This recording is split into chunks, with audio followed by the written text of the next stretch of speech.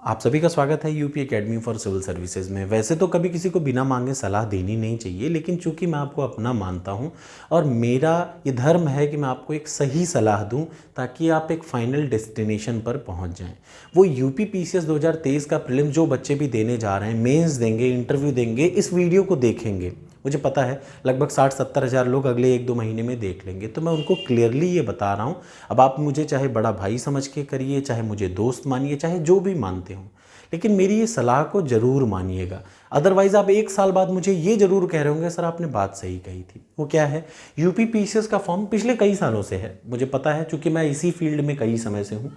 UP PCS prelims को आप देंगे, 4.5 लाख लोग, 5 लाख कुछ लोगों ने फॉर्म भरा है, 4.5 लाख लोग या 4 लाख लोग एग्ज़ाम देंगे, ये सबको पता है। 5,000 लोग, सिर्फ 5,000 ऐसे बच्चे होंगे जिनका 90 से ज़्यादा प्रश्न सही होगा, ये भी सबको पता है।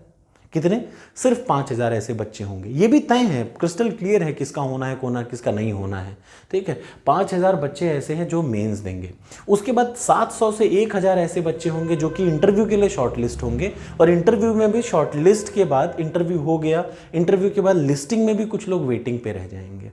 ये भी सच है, ये भी सच है, इसमें कोई दो राय नहीं है। तो ये सब करते करते 1 साल मिल जाता है, 1 साल पूरा लगता है। 1 स्टेप, 2 स्टेप, 3 स्टेप, 4 स्टेप है, ठीक। तो ये 4 स्टेप का यूपी पीसीएस का जो परीक्षा है या फिर यूपीएससी का भी हो, तो इसमें मेरी आपको ये सलाह है, फ्रॉम डे 1 अगर आप इन भीड़ में शामिल हो रहे हैं, तो अगर आपका प्रीलिम्स में 90 प्रश्न से ज़्यादा सही हो जाए तो आप अपने घर में किसी को भी मत बताइए। मेरी बात का विश्वास करिए, 70% आपकी मेहनत ज़रूर काम करती है, लेकिन अब आप इसको जो समझना हो समझिए। मेरी सलाह है, आपकी जैसी इच्छा हो प्रतिक्रिया अपनी कमेंट बॉक्स में ज़रूर दीजिएगा। 70% देखिए आपकी मेहनत होती है सिविल सर्विस में, लेकिन 30% आपका लक होता है, ईश्वर की आप पे कृपा होती है, और उसी 30% में आता है बैड लक भी, लोगों का टोक लगाना। कभी कभी ना अपने लोगों की भी नज़र लग जाती है, और ये सच है। मैं चूंकि इसका बहुत बड़ा भुक्तभोगी हूँ, इसलिए मैं आपको यही सजेशन दूंगा, और बहुतों से मुझे पता है कि किसी भी स्थिति में जब तक आपका फाइनल ज्वाइनिंग ना आ जाए, यहाँ पे भी लोग बहुत फूलने लगते हैं, इंटरव्यू भी हो गया बहुत फूल जाते हैं, कभी नहीं फूलना चाहिए। सिर्फ जब तक आपकी फाइनल ज्वाइनिंग आ न जाए, और अगर आप चूंकि यूपी में हैं तो जब तक आप ज्वाइन ना कर लें, तो कभी भी अपने सिलेक्शन को क्लियर मत करिए, ना ही कभी किसी से डिस्क्लोज करिए। अगर आप टॉपर बने रहेंगे तो लेट द पेपर से, पेपर खुद ही बता देगा। अगर आप टॉपर नहीं हैं तो आपको कोई समझ नहीं पाएगा, फाइनल सिलेक्शन ज्वाइनिंग तक आपके आसपास लोगों को नहीं पता चल पाता। 500-600 रैंक है, तब तक नहीं पता चलेगा जब तक आप खुद नहीं बताएंगे, ठीक है।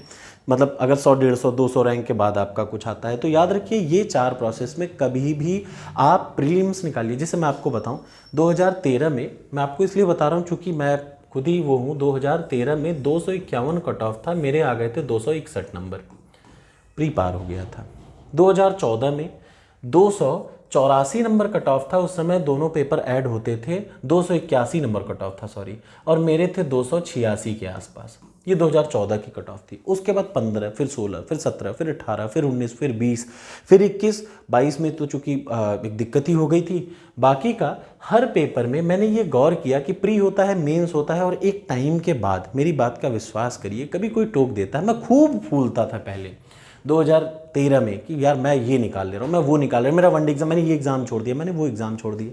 फिर मैंने समय के हिसाब से पाया कि जो चीज़ मुझे चाहिए उस चीज़ के बारे में कभी डिस्क्लोज नहीं करना चाहिए कि मुझे यही चीज़ चाहिए, वही चीज़ चाहिए। लेट दी, आपको पता है मैं कर रहा हूँ तैयारी, आपको खुद को पता होना चाहिए कि मैं तैयारी कर रहा हूँ, मेरा जिस दिन फाइनल सिलेक्शन होगा पूरी दुनिया को अपने आप पता चल जाएगा, ये सच है। तो इसमें बहुत ज़्यादा फूलने की ज़रूरत नहीं है।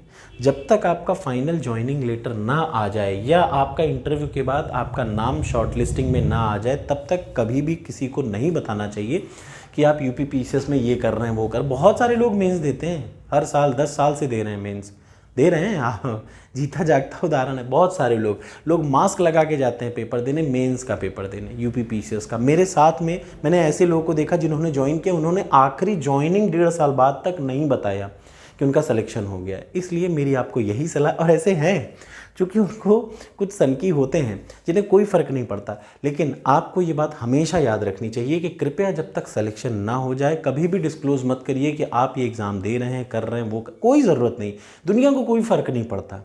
जिस दिन सिलेक्शन होगा दुनिया आपकी वाहवाही में हाथ जोड़ने चली आएगी, लेकिन गलती से अगर आप कहीं फेल हो गए ना तो दुनिया बहुत बेइज्जती भी करती है। इसलिए डू नॉट क्लोज। ऐसा नहीं कि इसमें डर है, बस ये है कि लोगों की नज़र बहुत तेज़ लगती है और ऐसे एग्जामों में कभी भी कतई कोई रिस्क नहीं लेना चाहिए। तो मेरी ये आपको सलाह है, बाकी आपकी अपनी मर्जी। Thank you so much.